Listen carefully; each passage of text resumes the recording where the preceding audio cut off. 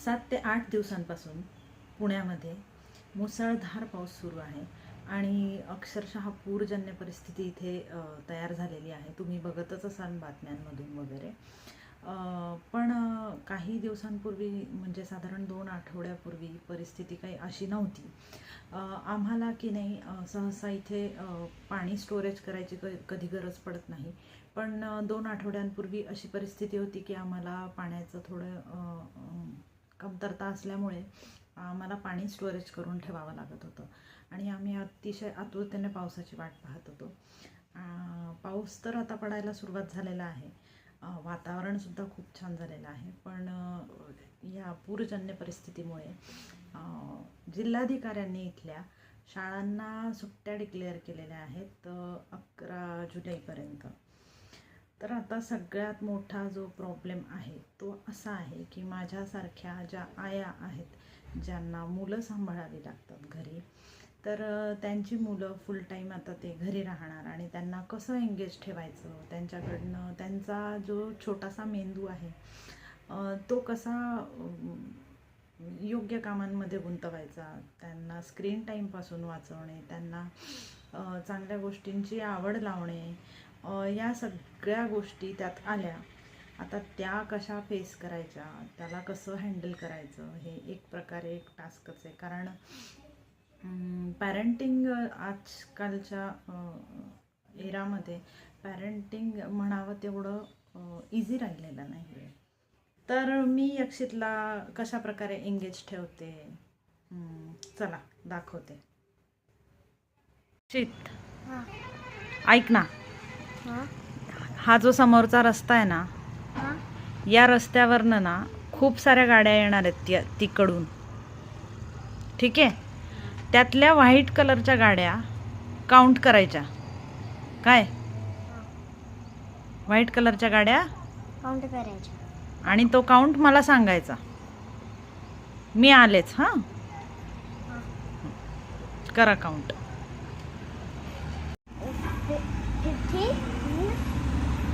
50. कितवी गाडी होती ती? 15. अच्छा, व्हेरी गुड. ह्या ज्या पिना आहेत ना, ह्या पिना, त्याचं काय? या सगळ्या रेनबोच्या कलर्स सारख्या लाव बरं. ओके, मला सगळ्या कलर रेनबोची माहिती आहे. Red, orange, yellow, green, blue, purple, pink. Red नाही आहे त्याच्यासाठी पिंक लावूया ना. ऑरेंज लावूयात. अच्छा, रेड नाहीये म्हणून पिंक लावलंय का तू? हां, तरी पण एक दुसरा रेनबो सारखा दिसेल ना.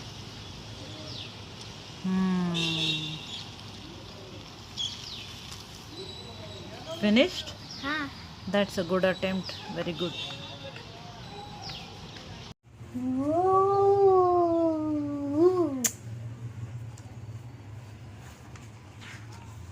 कोणी काढलंय?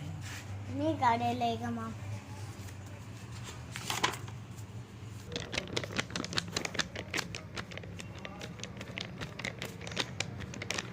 काय हे? मग मॅन वॉक करतो. हे बघा कसं आहे. आणि हे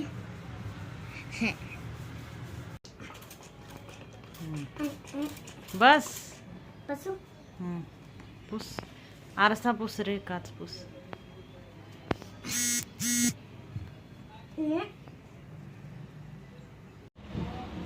पानांवर मार, झाडांच्या पानांवर.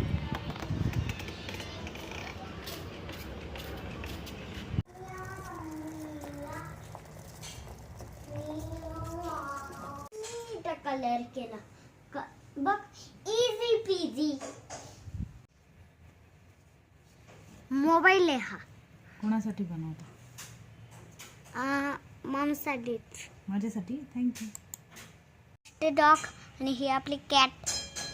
हो ना Maugham? Very nice. Beautiful drawing.